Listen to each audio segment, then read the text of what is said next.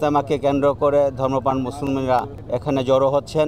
আজকের জুম্মার দিন, পাশাপাশি আজকে রাতে শবে বরাত, তাই এটি একটি গুরুত্ব বহন করে। আর এই গুরুত্ব বহন করার জন্য ধর্মপ্রাণ মুসলমানরা এখানে প্রচুর সমবেত হবে।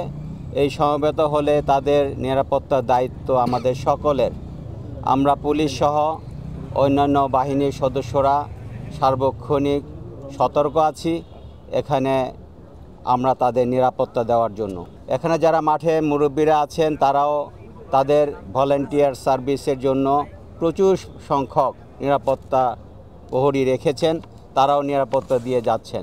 আশা করি নিরাপত্তার কোনো ঘাটতি হবে না। আপনারা হয়তো বা লক্ষ্য করেছেন সামাজিক মাধ্যমে একটি প্রচারণা আছে এখানে হামলা হতে পারে।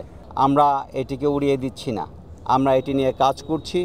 এটি হয়তো বা ধর্মপ্রাণ মুসলমানদের দিকে ভয় দেখানোর জন্য সমাবেশকে, যাতে সমাবেশে লোকজন সমাগম না হয় সেটি করার জন্য হতে পারে। আমি আপনাদেরকে অনুরোধ রাখবো, এটিতে ভয় পাওয়ার কিছু নাই। আমরা সার্ভিলেন্স রেখেছি, চারিদিকে লোক আছে, আমরা পহরা রেখেছি, আমরা চেকপোস্ট রেখেছি, আমরা সিসি ক্যামেরায় লক্ষ্য রাখছি, আমরা ড্রোনের মাধ্যমে লক্ষ্য রাখছি, আমরা সুইপিং করেছি। মাঠের মধ্যে কোনো বোম নাই নিশ্চিতভাবেই আমরা বলতে পারি, কিন্তু এরপরে কখনো ঢুকবে না সেটি আমরা ফেলে দিতে পারি না। আমরা তার জন্য চেকপোস্ট বসিয়েছি।